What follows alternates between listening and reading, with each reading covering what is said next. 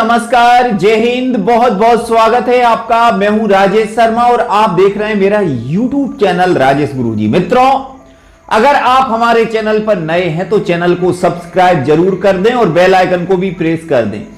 आज की वीडियो में हम आपको बताना चाहते हैं कि आखिरकार अब इन अतिथि शिक्षकों के लिए बड़ी मुश्किल हो सकती है, क्योंकि अगर जैसा कि जो अतिथि शिक्षक कई सालों से काम करते चले आ रहे हैं और अभी तो जो भर्ती होती थी वो स्कूल में ही आपको आवेदन देना होता था और वहां पर मेरिट बन जाती थी।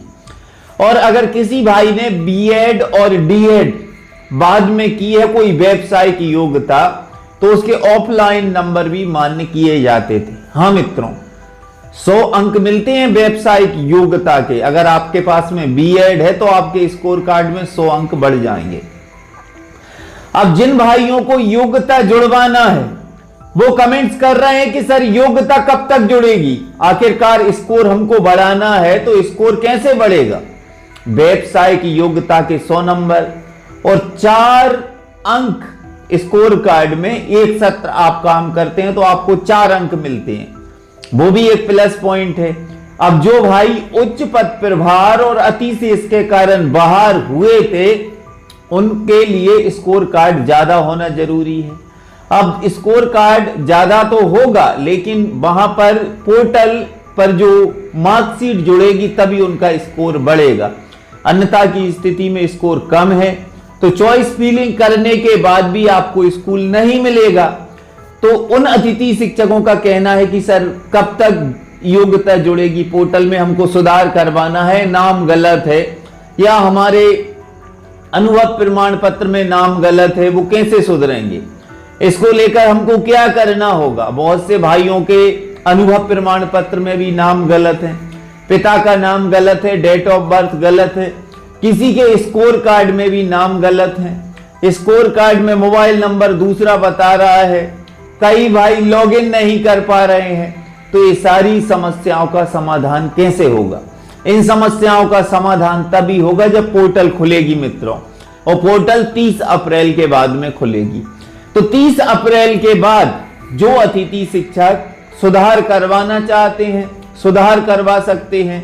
नए रजिस्ट्रेशन को लेकर भी पोर्टल खुल सकती है। जो भाई नया रजिस्ट्रेशन करवाएंगे, यानी पहली बार अतिथि शिक्षक में काम करेंगे, उनके लिए नया रजिस्ट्रेशन करवाना होगा। तो नया रजिस्ट्रेशन कैसे होगा, वो भी 30 अप्रैल के बाद में होगा।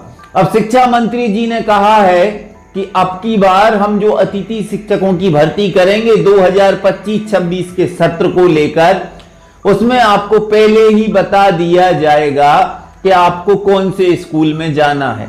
तो कहीं ना कहीं शिक्षा मंत्री जी ने ऐसा तो कहा है, लेकिन जो अतिथि शिक्षक वर्षों से लगे हुए हैं उनका कहना है कि सर क्या होगा, क्या हमको स्कूल बदले जाएंगे, क्या हमको उसी स्कूल में काम करना होगा।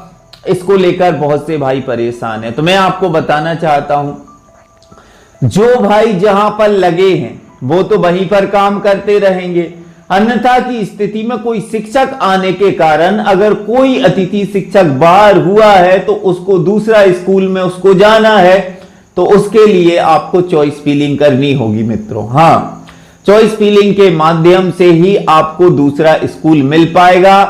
अब जो पुराना है, एक स्कूल में तो आपको प्राथमिकता मिल रही है, अगर उसी स्कूल में आप काम करेंगे तो पहले आप, इसके बाद में कोई दूसरा। लेकिन अगर आपकी जगह पर कोई शिक्षक आता है तो वहां पर एक सबसे बड़ी दिक्कत है कि आपकी प्राथमिकता को वहीं पर खत्म कर दिया जाता है। ये कहीं ना कहीं सोचने वाली बात है। अब जैसे आप हो या हम हैं या किसी की भी बात कहें, अगर कोई रिक्त पद पर जैसे गेस्ट काम करता है तो वो पद रिक्त माना जाता है जी। अगर 3 पद हैं, 3 गेस्ट काम कर रहे हैं तो वो पद रिक्त माना जाएगा। अगर वहां पर कोई शिक्षक आएगा तो गेस्ट को हटा दिया जाएगा। लेकिन अगर कोई शिक्षक नहीं आता है और वहां पर गेस्ट ही काम करेगा तो वो काम करता रहेगा, उसको प्राथमिकता है। और अगर कोई शिक्षक आता है तो फिर उसकी प्राथमिकता खत्म है, वो नए पैनल में आ जाता है। तो हम सभी की मांग है कि जो अतिथि शिक्षक कई सालों से काम कर रहा है उसको पहली प्राथमिकता मिले मित्रों। हाँ, नियम तो यही बनता है कि जिसने 10 साल काम किया है आखिरकार उसको दूसरे स्कूल में प्राथमिकता मिले। तो इसको लेकर आप सभी क्या कहना चाहते हैं? चॉइस फिलिंग होगी 30 अप्रैल के बाद, पोर्टल भी 30 अप्रैल के बाद में खुलेगी। बाकी नए सत्र को लेकर लगातार हम वीडियो लाते रहेंगे भाइयों। लेकिन कितने ऐसे अतिथि शिक्षक हैं जिनकी समस्याएं हैं? हाँ, रनिंग वाले बड़े चिंतित हैं, बोल रहे थे सर आखिरकार हमारा अनुभव जुड़ेगा या नहीं जुड़ेगा। तो मित्रों आप चिंता ना करें, यह भर्ती उलझी हुई है और कोर्ट में हजारों याचिकाएं लगी हुई हैं।